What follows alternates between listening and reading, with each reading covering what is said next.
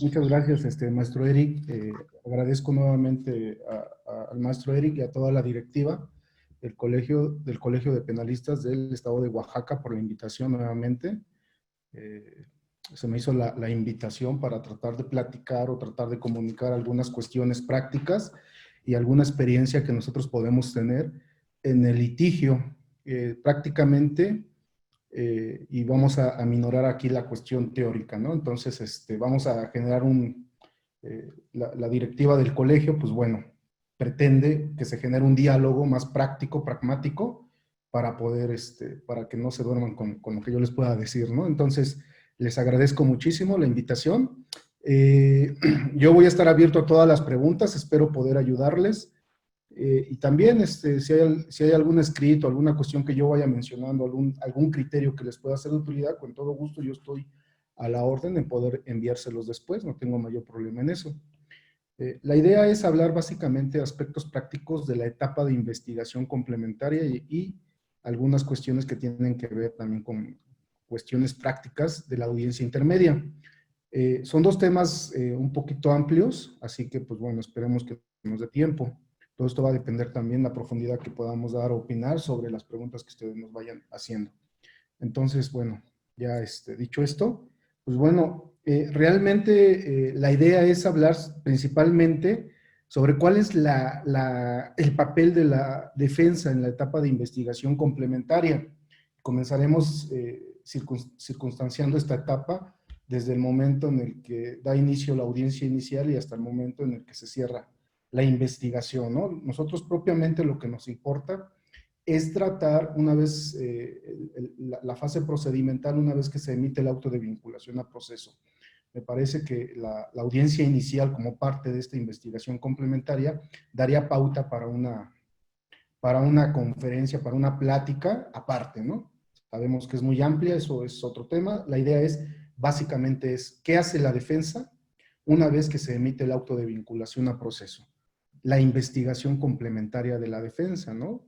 Porque pareciera que es algo nuevo para nosotros, que no estamos acostumbrados realmente a desarrollar actos de investigación e incluso pues muchas veces se hace un poquito extraño el poder llevar una carpeta de investigación de la defensa y paralela a la carpeta que lleva la fiscalía, ¿no? Entonces, ¿cuál es el fin de poder establecer una investigación complementaria por parte de la defensa y que sea paralela a la de la fiscalía? Bueno, pues aquí tenemos que circunscribirnos nuevamente a hacer un paralelismo entre esa investigación que desarrolla el Ministerio Público con relación a la investigación de la defensa. ¿Por qué? Porque básicamente los temas procesales no van a ser distintos. Si el Ministerio Público investiga para poder verificar la existencia de un hecho y que este hecho eventualmente pueda ser considerado un delito y que este delito tenga que configurarse a razón de una responsabilidad penal de una o varias personas, la defensa en este caso va a tratar de verificar si realmente los temas procesales que le importan, por ejemplo, pueden ser desde acreditar la inocencia, en cuyo caso tendrá que centrar su tema probandum en relación a las cuestiones que tienen que ver con la no existencia de ese delito o la no existencia de una responsabilidad penal de su representado. Pero también puede existir básicamente algunos temas importantes que no tengan que ver directamente con que mi defendido estuvo en otro lugar, en otro tiempo o en el momento, en el tiempo que se le imputa haber cometido la conducta delictiva. Probablemente nuestra teoría del caso como tal, nuestra hipótesis fáctica no constituye el verificar, el probar que él estuvo en otro lugar.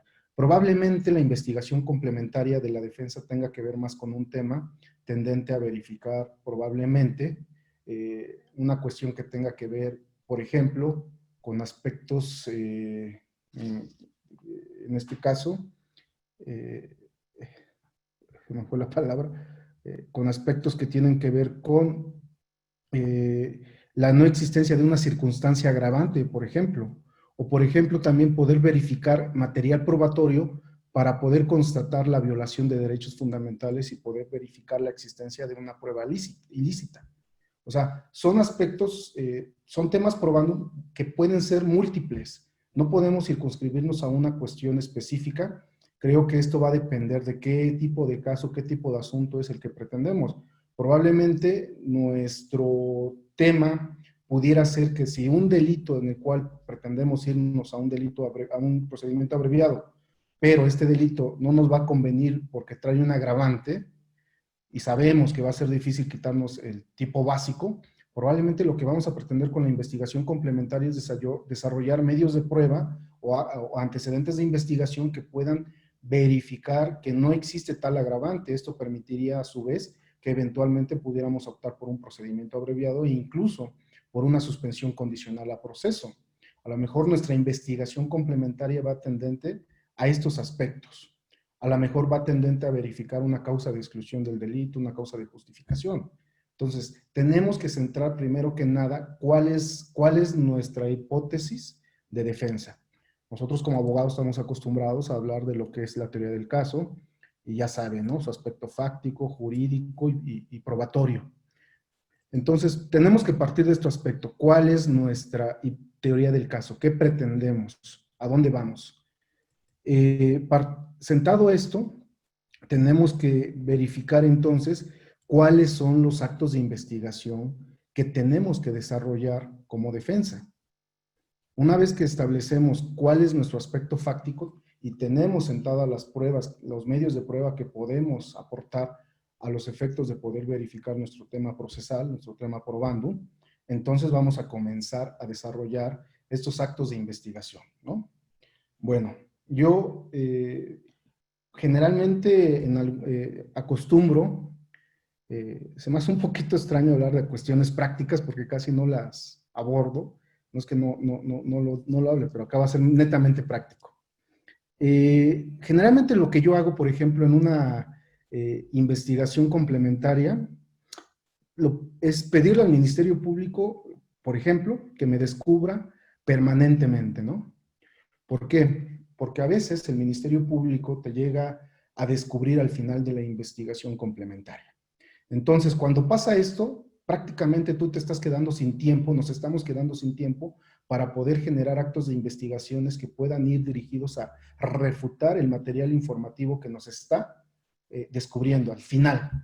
Eso es como defensa, eso es preocupante, porque si dejas que el Ministerio Público te descubra ya cuando está formulando la acusación, tú nada más vas a tener como opción bien pedir en su caso una prórroga de la investigación complementaria si es que te da para pedir la prórroga, porque muchas veces esto ya se da cuando ya se han terminado los tiempos para prorrogar la investigación.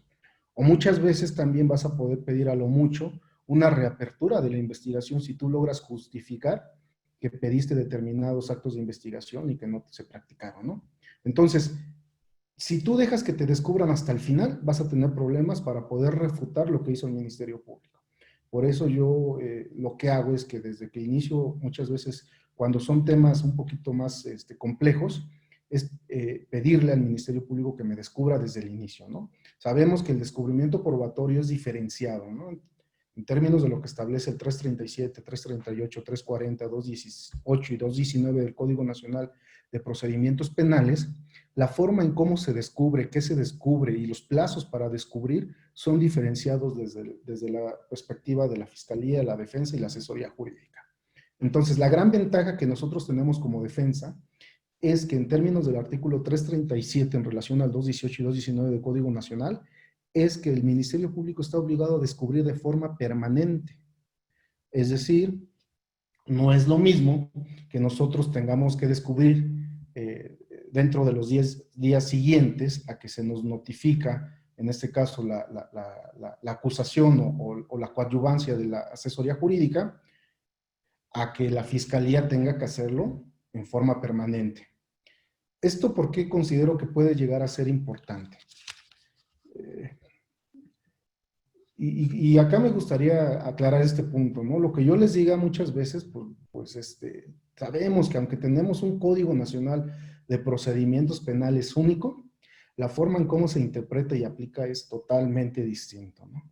Si hiciéramos cuentas de cuántos jueces estatales hay en cada estado y cuántos jueces federales, pues realmente que se van a dar cuenta que muchas veces a falta de jurisprudencia, a veces se aplica en cada centro de justicia incluso el mismo precepto de forma distinta, ¿no? Pero muchas veces nosotros tenemos que echar la mira no solamente al criterio del juzgador, que siempre va a ser respetable, sino también poner la mira en lo que pudiéramos obtener en una eventual apelación en contra de la exclusión de un medio de prueba o en un amparo indirecto en contra de una negativa a excluir prueba o a declarar nula la prueba, por ejemplo.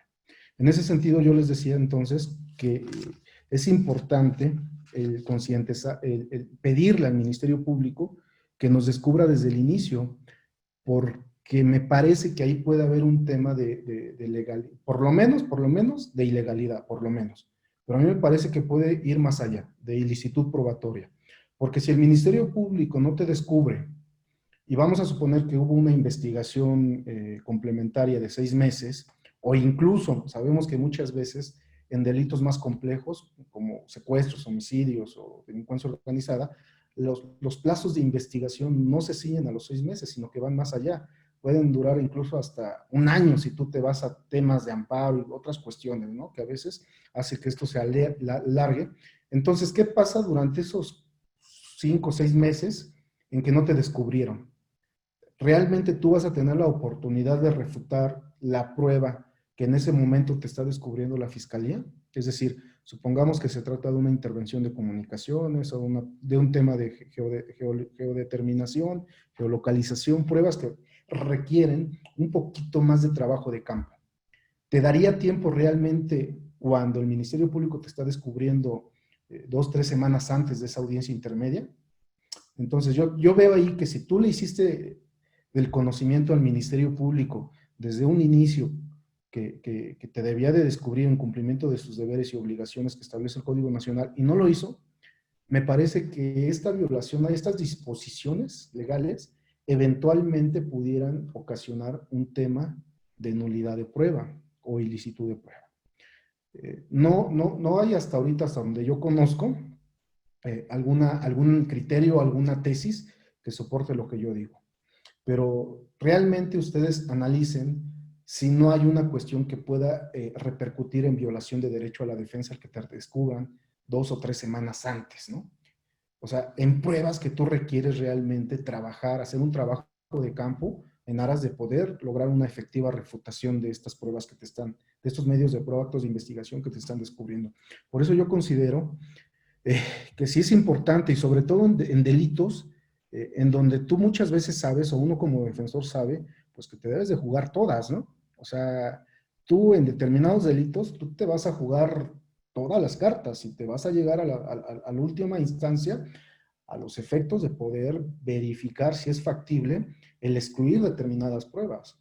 Muchas veces en ciertos delitos un determinado medio, un determinado acto de investigación puede ser fundamental para ganar o perder un caso. Entonces, si te están descubriendo con 2 o 3 semanas antes de la audiencia, por ejemplo, una intervención de comunicaciones, ¿cómo tú vas a generar todo un mecanismo desde obtener peritos de calidad, porque tampoco es fácil encontrar estos tipos de peritos, el poder revisar miles de eventos que puede tener esas llamadas, el poder revisar la extracción, la transcripción, los aparatos, un sinfín de acciones que se requieren, ¿no? Entonces, a mí sí me parece que es importante. Entonces, desde que inicia la investigación complementaria, yo sí requiero a la Fiscalía para que me precise y para, incluso muchas veces a lo largo del proceso le estoy requiriendo, oye, te recuerdo y te pido que me hagas un descubrimiento. Bueno, eso es un aspecto que yo les decía importante en esta etapa. Pero, ¿cómo, por ejemplo, llevar una carpeta de investigación de la defensa paralela? Se escucha raro, ¿no? De repente el que la defensa lleve a cabo una investigación paralela. ¿Y puede hacerlo?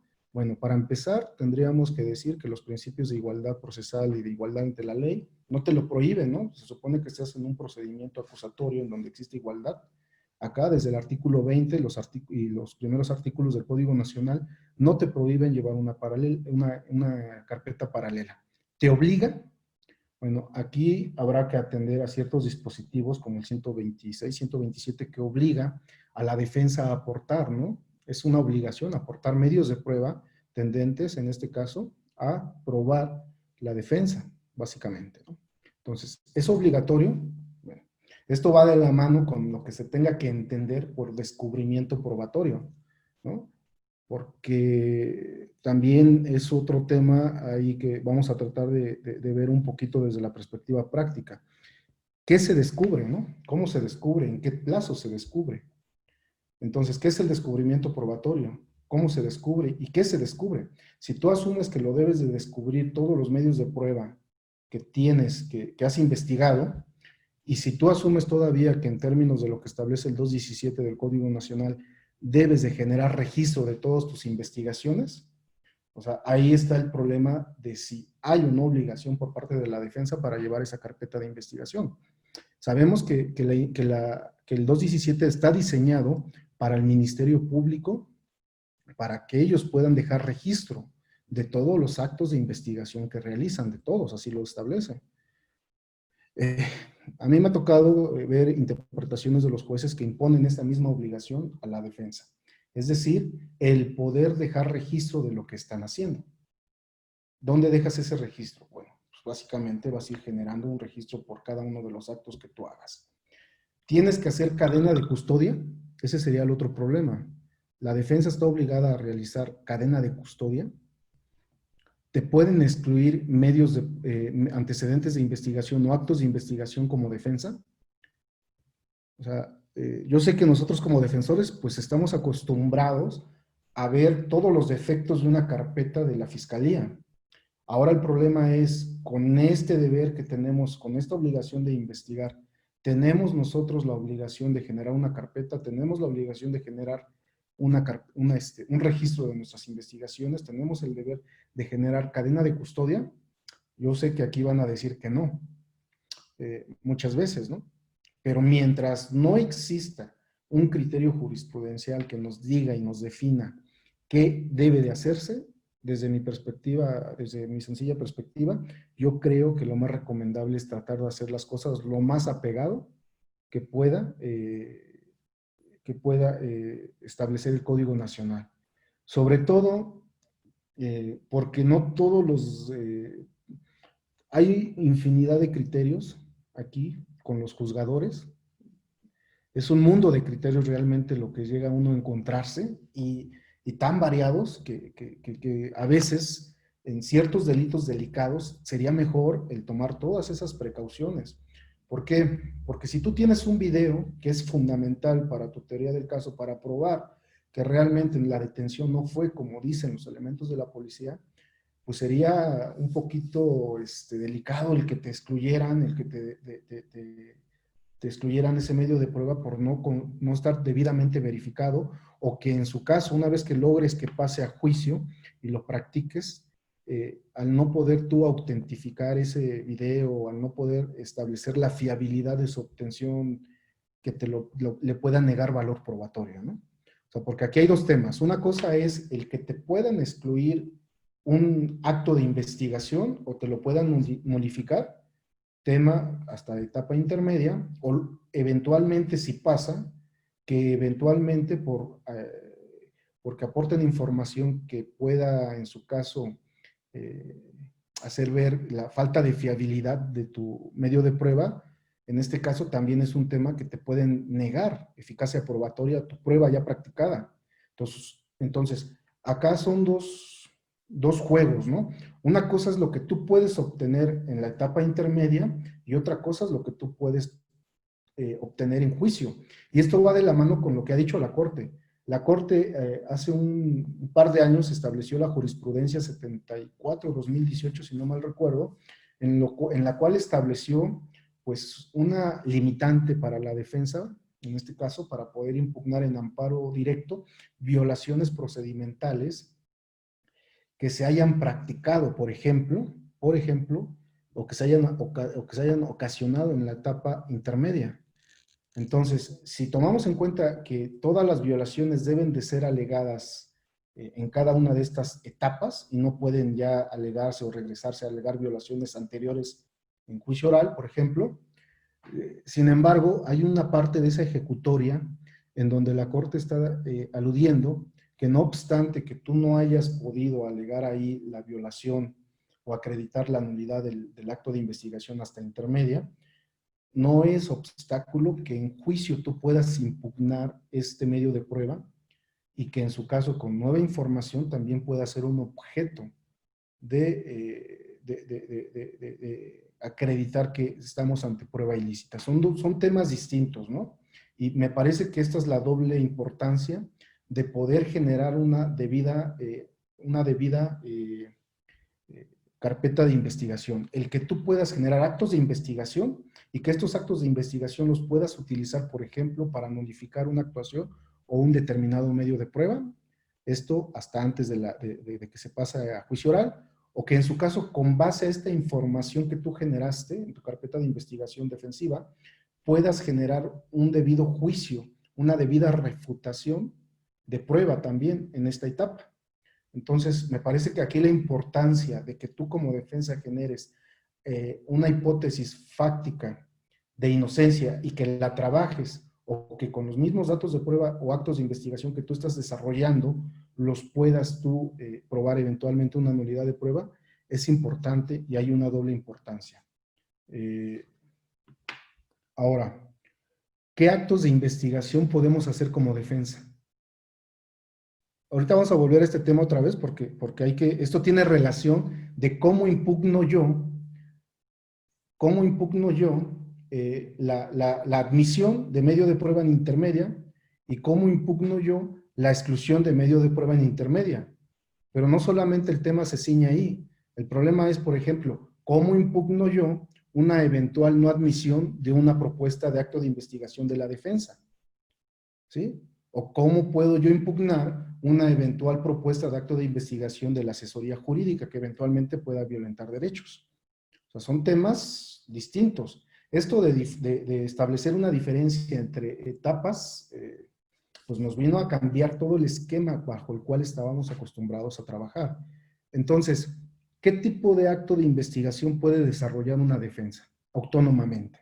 Aquí habría que atender a principio de cuentas a lo que establece el artículo 251 y 2, a ver, perdón, yo soy a veces tan codiguero, es el 251 y el 252, ¿no?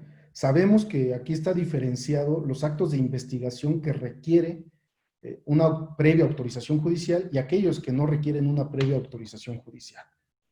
Entonces, partiendo de esta diferenciación, nosotros como defensa podemos desarrollar todos los actos de investigación que establece el Código Nacional de Procedimientos Penales en el artículo 251, es decir, inspecciones, revisiones, inspecciones en todos lugares, aportación de comunicaciones de particulares, el reconocimiento de personas, peritajes, entrevista de testigos, levantamiento e identificación de cadáveres, entregas vigiladas y operaciones, ¿no? Recompensas y todos los demás actos de investigación que establece, incluso prueba anticipada. Todo esto se puede desarrollar en la etapa de investigación complementaria. Si estos actos de investigación no requieren una autorización judicial y estamos en un esquema o se pretende estar en un esquema en donde existe igualdad procesal de las partes para poder investigarlos, ¿podríamos hacer realmente nosotros como defensores? Ese sería un primer problema. Y no solamente el problema está en si podemos, el problema está en el mismo diseño que tiene la ley. Por más que se diga que hay una igualdad de partes, realmente esa es una vacilada, porque no estamos en una igualdad de partes. O sea, para comenzar, la defensa particular o defensa pública se enfrentan ante toda una procuraduría que tiene todo un esquema, tiene todo un mecanismo, una serie de mecanismos periciales, policías, recursos, para poder investigar y perseguir estos delitos. Nosotros como defensa habrá que atender al caso particular, ¿no? Si la persona imputada tiene recursos económicos, pudiera ser que pudiera generar incluso mejores recursos para poder probar su inocencia, pero creo que eso sería la excepción. Otro de los temas importantes aquí es yo les decía, el diseño procesal. ¿Por qué? Porque por más que se diga que el proceso inicia para los efectos del proceso penal con el inicio de la audiencia inicial y para los efectos del juicio de amparo con el auto de vinculación a proceso, lo cierto es de que el Ministerio Público sigue teniendo potestades para imponer coactivos a todos aquellos particulares, incluso autoridades que no acaten sus determinaciones, cosa que no tiene la defensa.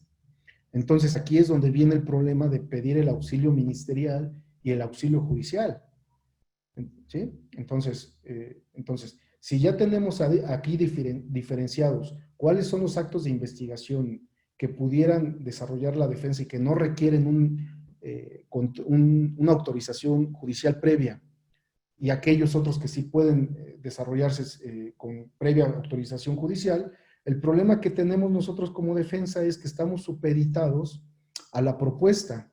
Si nosotros atendemos a lo que establece el Código Nacional de Procedimientos Penales, en un dispositivo de ellos establece que la defensa puede proponer actos de investigación a la Fiscalía y la Fiscalía puede ordenarlos, no debe, puede ordenarlos si estos resultan idóneos y pertinentes. Y si la Fiscalía estima que son conducentes, lo ordenará, ¿no? Entonces, primer filtro y primer problema que tenemos nosotros. Yo como defensa no puedo ir o no puedo mandar a mi investigador privado, al OXXO ni siquiera, no puedo mandar a citar a una persona, porque va a decir, bueno, ¿tú quién eres, no? O sea, ¿tú qué? Tú no eres nadie, ¿no? Así te va a decir básicamente, ¿no? Si eso es lo menos, ¿no? Si no es que te saca un arma y te hace algo más fuerte, ¿no? Y sobre todo en temas más delicados que tienen que ver con delitos de alto impacto. Por ejemplo, secuestro, extorsiones, delincuencia organizada. O sea, imagínense a un defensor público o a un defensor particular investigando o ejerciendo actos de investigación en ese tipo de delitos. Si así la Fiscalía sabemos cuál es la problemática que tiene, ahora imagínense un simple defensor. Entonces, ¿cuál sería el primer problema que tenemos nosotros como defensores para poder hacer esa investigación? El diseño procesal de la ley. La ley no está diseñada para que la defensa pueda investigar. Por eso tiene o está la posibilidad de hacer un auxilio ministerial y auxilio judicial. El gran problema del auxilio ministerial es que nosotros tenemos que justificarle al Ministerio Público la pertinencia e idoneidad de mi acto de investigación. Ahora, ¿cuál es el problema? El problema es de que muchas veces nosotros actualmente ya no tenemos la necesidad de que el defendido declare. ¿Por qué? Porque anteriormente, con el viejo sistema, pues había necesidad de que declara y di algo, porque si no, al rato van a decir que tu silencio, pues estabas mintiendo, ¿no? O sea, sabíamos que el silencio anterior a este sistema se interpretaba, ¿no? Y se interpretaba de una forma que te perjudicaba a ti como imputado. Ahora ya no es necesario. Ahora tú no puedes rendir ninguna palabra a los efectos procesales, sino hasta juicio, incluso muchas veces hasta la última etapa del juicio, ¿no? Entonces, ¿cómo yo justifico esa pertinencia e idoneidad a los efectos de que el Ministerio Público pueda establecer la conducencia de mi acto que le estoy proponiendo? Si yo no tengo una base fáctica de decirle, oye, fíjate que es idóneo y pertinente porque voy con estos actos de investigación a acreditar tal cosa. Si mi hipótesis, si yo asumo una defensa pasiva como tal, que nada más estoy tratando de pegarle a la hipótesis incriminatoria, pudiera yo justificarlo. Pero imagínate yo tener que decirle al Ministerio Público, oye, te pido que desarrolles este acto de investigación porque yo quiero verificar si realmente el dictamen pericial y el reconocimiento de personas que dices que hiciste fue como dices que pasó. Y yo requiero hacer una entrevista al testigo que tú, sobre el cual tú practicaste el reconocimiento fotográfico o en rueda de personas. Entonces, pues prácticamente nosotros le estamos diciendo para qué es. O sea, no hay esa igualdad, ¿no? Primer punto. Segundo punto, ¿cómo es que nosotros podemos justificar esta pertinencia e idoneidad si no tenemos una hipótesis fáctica que probar? Recuerden que la prueba se circunscribe al hecho. ¿Qué tenemos que probar? Bueno, de acuerdo al hecho, vemos cuál es la prueba idónea y pertinente para. Ese sería el otro problema. El fiscal tiene que hacer eso. El fiscal tiene que, en su caso, justificarnos ante nosotros oye, fíjate, defensa, que voy a hacer esto, ¿te parece? Pues obviamente que no, pero nosotros sí, no hay igualdad. Bueno, ¿qué podemos hacer en contra de esos problemas? Si yo le propongo aquí al Ministerio Público el acto de investigación y me lo desecha, me parece que hay dos alternativas, ¿no? La primera de ellas tiene que ver con interponer un recurso ante el juez de control, controlar su omisión, si es que no me contesta, o su negativa si me niega el acto de investigación. Me parece que sería el primer punto que tenemos que tener en cuenta. Y de acuerdo a lo que resuelva el juez, aquí habrá que analizar si el juez considera que no es procedente el acto de investigación y que el Ministerio Público estuvo en lo correcto en negármelo, ya se genera otro acto de autoridad, ¿no? Y al final, ¿qué puedo hacer yo contra esta negativa? Me parece que aquí, bueno, además pues de ir a contar tus penas, me parece que pudieras tú verificar si es un acto de investigación que tú como defensa puedes desarrollar sin necesidad de pedir autorización judicial o del Ministerio Público. Me parece que lo ideal sería que tú como defensa lo trataras de autorizar, de realizar. No creo, y yo al menos así lo he hecho un par de veces, el hecho de que el juez no autorice el auxilio ministerial no implica que no puedas tú desarrollar tu propio acto de investigación. El otro punto que tú pudieras desarrollar ahí es interponer un juicio de amparo, indirecto, obviamente. ¿Por qué? Aunque suena extraño esto, realmente ya estamos en proceso penal, porque en términos del artículo 211, el proceso penal comienza desde la audiencia inicial. Entonces, pudiéramos justificar que esta negativa a auxiliar para practicar un acto de investigación puede ser equiparable a la exclusión de un medio de prueba a los efectos de interponer una apelación. Ese sería el primer punto, ¿no? Porque sabemos que ante la exclusión de un medio de prueba, es apelación, ¿no? Digo, si digo una barbaridad, pues ahí me corrige, ¿no?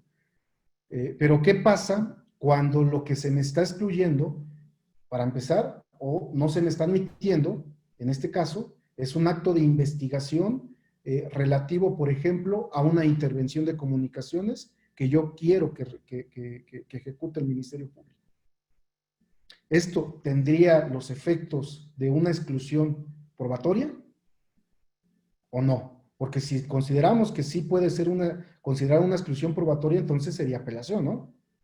Pero si consideramos que no, tendría que ser, una vez que yo controlo la negativa omisión del Ministerio Público ante el juez y el juez confirma, tendría yo que agotar un amparo indirecto. Y esto va de la mano, yo les decía, la opción más fácil es que si yo puedo desarrollar esta investigación, este acto de investigación, yo lo hago por mi cuenta. Si el acto de investigación es importante, ¿no? Pero muchas veces hay temas que nosotros no podemos desarrollar. Por ejemplo, el aseguramiento de unas cuentas, el aseguramiento de un inmueble, de un vehículo, ese tipo de cuestiones que nosotros no podemos hacer y que el Ministerio Público sí puede hacer previa justificación. Y a lo mejor a mí me es importante el que se asegure determinado vehículo, el que se asegure determinado objeto, porque es una fuente de información muy importante para mi teoría del caso. Entonces, si hay una negativa omisión, la controlo ante el juez. Si el juez me dice no, a mí me parece que tendría que ser amparo indirecto, porque es un acto dentro de juicio que afecta irremediable, de forma irreparable un derecho. ¿Cuál? El de la defensa. Y si a esto le añadimos precisamente el criterio que la Corte ha sentado de que las violaciones procesales no pueden impugnarse hasta amparo directo, nosotros tenemos la obligación de agotar estos recursos en cada etapa procesal de acuerdo a la jurisprudencia 74/2008. Ahora, ¿qué pasa cuando se trata de un acto de investigación que requiere autorización judicial? Creo que ahí es un poquito más fácil porque, bueno, no tanto, porque también viene el mismo problema. Tú puedes pedirle a un juez un acto de investigación que requiera directamente su previa autorización. Pensemos en una intervención de comunicaciones. Un cateo, en términos de lo que establece el 252. Podríamos hacer una toma de fluido, una toma de sangre, no sé. ¿no? O sea, hay muchas hipótesis. Aquí el problema es, ¿puedo yo solicitarle directamente al juez de control un acto de investigación que requiere previo control o tengo que hacerlo a través del Ministerio Público? Me parece que, por ejemplo, en tema de intervención de comunicaciones, tiene que ser a través del Ministerio Público porque así lo establece la ley. Entonces yo requiero incentivar al Ministerio Público, solicitarle al Ministerio Público que desarrolle un acto de investigación que requiere control judicial y le tengo que justificar el porqué. Acá volvemos al ejemplo anterior, ¿no? Lo mismo, puede ser que no me conteste, me niegue, en cuyo caso tengo que generar su control ante el juez, su control de su negativa omisión ante el juez de control. Pero ¿qué pasa en los casos en donde pudiera tratarse de una orden de un fluido, por ejemplo? La adquisición de información de material genético, por ejemplo, ¿no? Un fluido. ¿Puedo yo pedirle directamente al juez que ordene? Ojo, todo está también en cómo se plantea. Llevamos muy pocos años en esto, no hay nada escrito como tal. ¿Cómo plantear, por ejemplo, una solicitud de una extracción de fluidos? ¿Cómo lo planteamos? Yo le pido directamente al juez, oye juez, te pido un acto de investigación que requiere tu previo control consistente en una exhumación de cadáver o en un toma de muestra de fluido seminal, no, perdón, de saliva, pues. ¿Puede ahí el juez ordenarlo, concedérmelo? Yo no le vería tanto problema. ¿Por qué? Porque el juez puede requerir a la persona que comparezca a determinado lugar a los efectos de, y puede ordenar incluso ahí su presentación con auxilio de la fuerza pública, ¿no? Ese sería un primer punto. Pero, por ejemplo, un cateo, podríamos nosotros como defensa ejecutar un cateo, pues se escucha así como que pues, estás loco, ¿no? O este cateo tendría que ser también en los mismos términos de una intervención. Yo solicitárselo al Ministerio Público y que el Ministerio Público se lo solicite al juez. Ahí serían, o sea, si ustedes se dan cuenta, tenemos muchos problemas procesales para poder desarrollar toda una investigación nosotros. Si realmente pretendemos generar un sistema de igualdad procesal entre las partes, creo que tenemos que trabajar en un modelo procedimental que realmente equilibre y trate de determinar estos problemas, ¿no? Porque si no, pues realmente no va a haber ese equilibrio, ¿no? Luigi Ferrajoli, bueno, en su libro que ya es bien famoso, Derecho y Razón, establece que realmente si se pretende una defensa con un sano contradictorio, debe de existir todo un aparato, todo un mecanismo en favor de la defensa para que realmente esté al tú por tú con la fiscalía. De menos solamente va a ser una ilusión, ¿no? Una ilusión garantista. Bueno, ahora, ¿qué hacemos? Si el diseño procesal está así, ¿qué hacemos? Bueno, realmente, por ejemplo, para los efectos de poder tomar un testimonio, una entrevista a un testigo, por ejemplo, a unos policías que son los que suscriben el IPH o incluso ministerios públicos que intervinieron en una fase de la investigación, bueno, ahí hay dos alternativas, ¿no? Básicamente, creo que la ley en el Código Nacional es claro, el poder tú solicitarle al Ministerio Público estos actos de investigación relativo a la entrevista de Juan Pérez, quien solicita sea citado, por ejemplo, en tu oficina, o incluso, ¿no? Muchas veces también en algunos lugares he sabido, esto yo no lo he hecho, pero sí he sabido, de amigos que han solicitado un espacio a un determinado centro de justicia a los efectos de que se les abra un espacio para poder desarrollar una entrevista ahí, ¿no? Entonces, yo lo he hecho en mis oficinas, por ejemplo, yo he solicitado al Ministerio Público que cite a las personas que yo cito y comparezcan a donde yo me encuentro. Y sí han acudido muchos de ellos, ¿no? Entonces sería el primer punto. Otras veces no acceden, te dicen que no y te justifican. Afortunadamente los jueces en este caso que me han tocado pues han sido de una visión un tanto liberal, de que dicen que la defensa sí debe de obligar y está obligada a hacerlo y buscan esa igualdad y requieren al Ministerio Público a los efectos de que en su caso ordene la citación de estas personas. Otras veces el propio juez es el que ordena el oficio, ¿no? Por ejemplo, en alguna vez que yo tuve la necesidad de poder generar actos de investigación en un hospital en donde estaba una persona que habían baleado, pues bueno, en este caso yo solicité el auxilio judicial. Obviamente, acá primero, lo primero que yo hice fue mandar a una persona que me apoyaba. Oye, ve y pide esto, pide hablar con tal y esto, ¿no? Entonces, pues tú generas, vas, haces una constancia y ya haces constar que te constituís en tal lugar y te entrevistaste con una persona que no quiso dar su nombre y tenía estas características, a lo cual le pediste hablar con tal persona y que te identificaste y le pediste que requerías tú cierta información respecto a una persona que había estado internada, ¿no? Obviamente, también se lo pedí al MP, me dijo que no. En este caso, como yo lo podía hacer, entonces yo lo fui y lo hice y asenté esa negativa. Con base a eso, yo después solicité el auxilio judicial y el juez evidentemente advirtió que sí, que había una negativa del Ministerio Público y por parte de la ciudadanía también había una negativa a dar información a la defensa. Entonces, en este caso, se suscribió un oficio en el cual se le hizo saber al encargado legal del hospital que existía una investigación, una carpeta judicial y que en esa carpeta judicial había una persona imputada y que había una defensa, que era necesario realizar ciertos actos, por lo cual a los efectos se precisaron cuáles los actos que se pretendían realizar y sí, efectivamente se expidió el oficio y con ese oficio se nos proporcionó toda la información.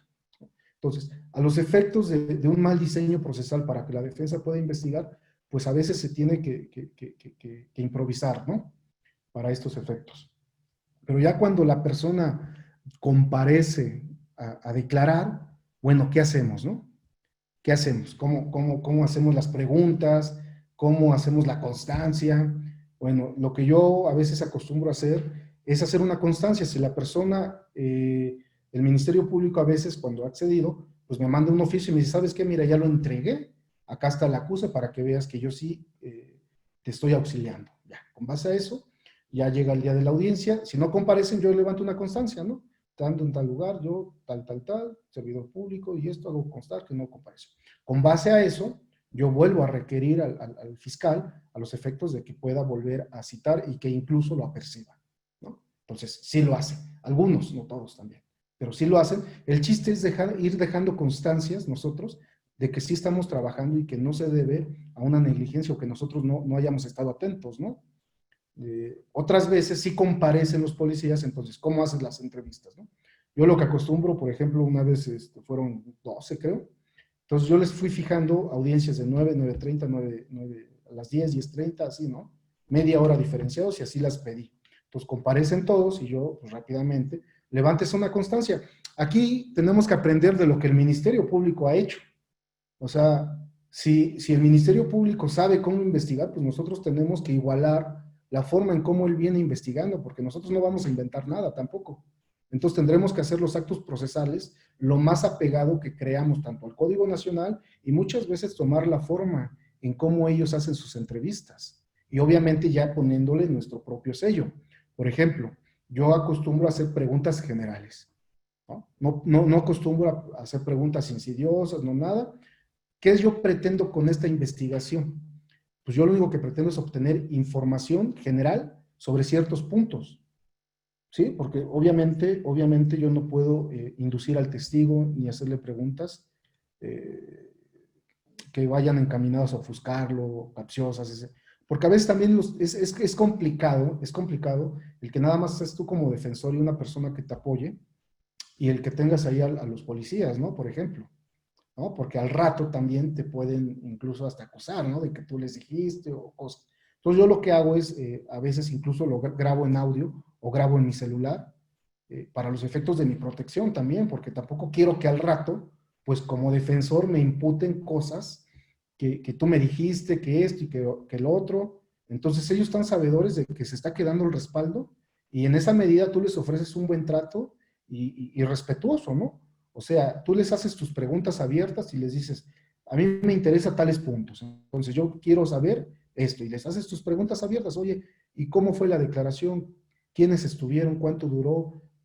¿Cómo fue el reconocimiento? Descríbenos, o sea, cuestiones generales. Porque al final tú vas a cruzar esa información con lo que tú creas que hay en la carpeta, que puede chocar, y esto lo vas a utilizar, por ejemplo, muchas veces, bien para promover una incidencia por nulidad de prueba, bien para los efectos de poder tu eventual interrogatorio o contrainterrogatorio, ¿no? Esa información que tú puedes utilizar. Entonces, de esta forma tú llevas a cabo tu preámbulo de que estando en tal lugar, constituidos en la oficina tal, compareció fulanito de tal, a los efectos de dar cumplimiento al mandato tal, y como si fuera una del MP, ¿no? Así. Y ya le empiezas a hacer tus preguntas, lo exhortas en términos de lo que establece la ley, tratar de darle, eso sí, lo más cercano que se pueda a las formalidades que marca el Código Nacional de Procedimientos Penales, ¿no? Me parece que esa es nuestra guía, ese debe de ser nuestro parámetro, la ley, ¿no? Y ya, finalmente, pues recabas, suscribes firmas, que te firmen todas las hojitas y punto. Y eso lo vas agregando. Entonces, eso va armando tu carpeta. Hay veces que hay necesidad de que hay una inspección en una página, ¿no? Porque a lo mejor surgió una noticia en relación a que hay un reportaje que establece que la detención de tu defendido no aconteció en la hora y día que dicen, sino que aconteció un día o medio día antes. Y hay una nota o hay una comunicación en alguna red social que da cuenta de ello, ¿no? Y aquí hay que tener mucho cuidado de que nosotros como defensores no nos volvamos órganos de prueba. Yo lo que acostumbro ahí a hacer en este caso es aportarlo a través de un tercero, generalmente de un familiar, ¿no? Oye, si la familia te está diciendo que hay esto en una red social, pues tú vienes, lo recabas y se lo pides, ¿no? Que te lo imprima. Ya va a depender de qué manera es que tú lo ofreces, si como documental, inspección, ahí ya va a depender de cómo tú ofrezcas esta información. Los dictámenes periciales, por ejemplo, también. No tengo una respuesta para eso. ¿Te puedo ayudar con alguna otra? Es mi Siri, perdón. Perdón. Los dictámenes periciales también es todo un tema, ¿no? Por ejemplo, nosotros tenemos una gran herramienta que es el artículo 103 del Código Nacional de Procedimientos Penales. La producción de dictámenes periciales corre a cargo del erario, ¿no? Entonces, eso es bien importante, ¿no? Y es un arma súper poderosa porque si encontramos una buena institución a la cual podamos acudir, pues ya la hicimos, ¿no? ¿No? El problema es cuando no encuentras una institución o buenos peritos públicos. Entonces ahí, no sé si alguno haya utilizado el 103, yo lo utilicé un par de veces hace un par de años y sí funcionó, ¿no? Yo solicité así básicamente en un escrito que en términos del artículo 103 y derivado como defensor público que defendemos a gente que no tiene recursos, le solicité que, dado que mi defendido era una persona de bajos recursos, que en términos del 103 le solicitaba que se girara oficio en este caso fue a la Universidad Nacional Autónoma de México, y a un par de hospitales, no, a un par de hospitales para que nos proporcionaran un perito en medicina forense y otro fue en anatomía. Y me tardaron en acordar, ¿no? Yo recuerdo que me tardaron como 2 semanas en acordarme, pues yo no sé, yo creo que pues como que le estaban buscando, ¿no? A ver por dónde te podían dar vuelta, ¿no? Entonces me requirieron para los efectos, por ejemplo, de que yo les dijera si había solicitado previo auxilio judicial, ¿no? Y yo lo que les dije es que no, que derivado de la importancia del dictamen pericial que era para poder acreditar la inocencia de mi defendido y a los efectos de preservar también en este caso el descubrimiento probatorio y no poder aportar a la fiscalía prueba que eventualmente pudiera incriminar a mi defendido, requería que este acto de investigación fuera desarrollado por cuenta propia de la defensa y por eso acudí a lo que establecía el 103, ¿no? Total, se giró el oficio, tardamos, y se tardó porque no había, se giró, uno sí hubo un perito en una institución pública, en un hospital, pero otro no.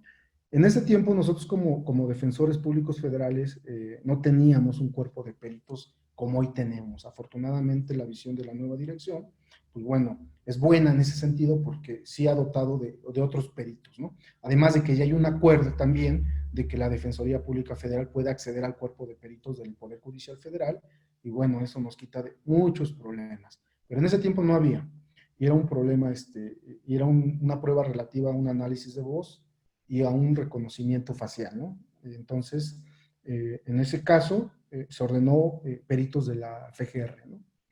La familia, después de ver eso, pues bueno, hizo el esfuerzo, consiguió y pagó un perito en materia de análisis de voz, pero no hubo ya para el perito en análisis facial. Y se tuvo que utilizar el perito de análisis facial. Y aquí es donde yo les hablaba sobre si tiene que existir cadena de custodia o no por parte de la defensa. Yo lo hice afortunadamente pensando en lo que yo alegaría si no hubiera cadena de custodia.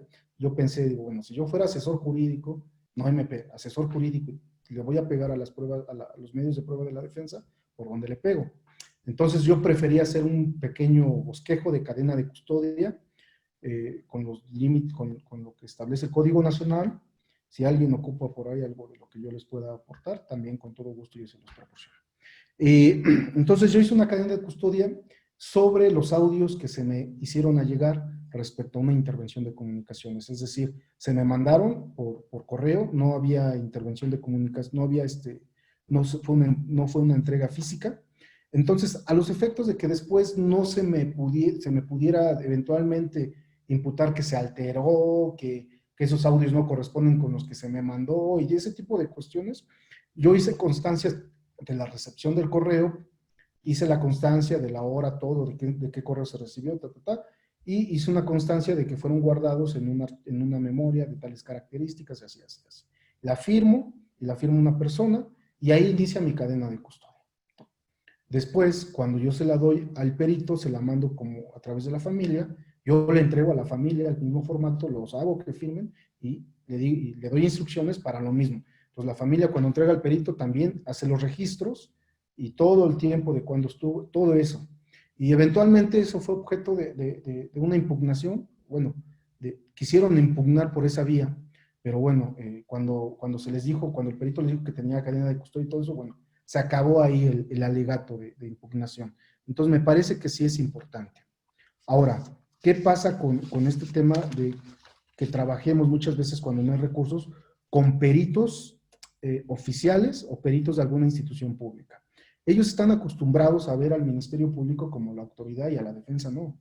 Y eso también tiene grandes problemas porque a veces cuando les llegan a solicitar información bien de sus superiores directivos de servicios periciales que dependen de alguna fiscalía, o bien el Ministerio Público, que a veces hacen los chistositos y les piden información para ver cómo va, ¿no? Entonces, como ellos ven a ellos como autoridad, pues se les puede barrer, ¿no? Entonces, yo lo que hago aquí es, por ejemplo, el pedirle al juez, al juzgador, que a los efectos de conservar el descubrimiento probatorio, porque recuerden que nosotros como defensa solo vamos a descubrir lo que llevamos a juicio, y la fiscalía tiene que descubrir no solo lo que lleva a juicio, sino incluso lo que no va a llevar a juicio. Incluso muchas veces yo les solicito también a los fiscales, oye, te pido, me comuniques toda la información, no, bueno, cuando me descubren yo le pido, oye, te pido por favor, si tú tienes información que no vas a llevar a juicio, pero que no hayas agregado a la carpeta, ¿no?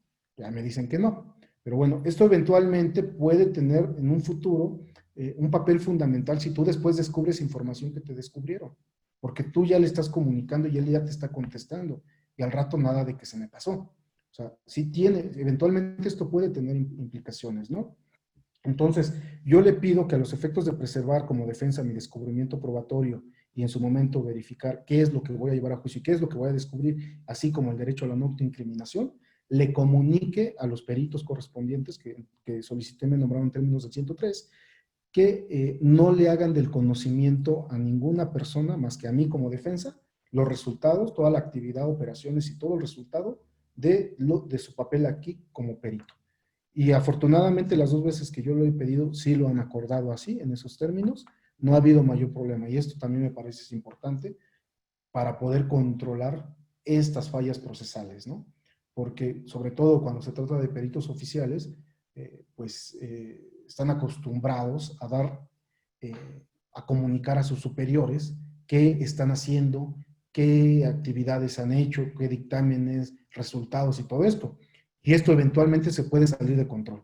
E incluso en ese caso, creo que en ese caso me acuerdo que se le comunicó también a su superior que se abstuviera de pedirle informes en relación a este auxilio que se le estaba dando a la defensa. Entonces, si se dan cuenta, esto pues como que es más de poder idear cómo hacemos una defensa en investigación complementaria, ¿no?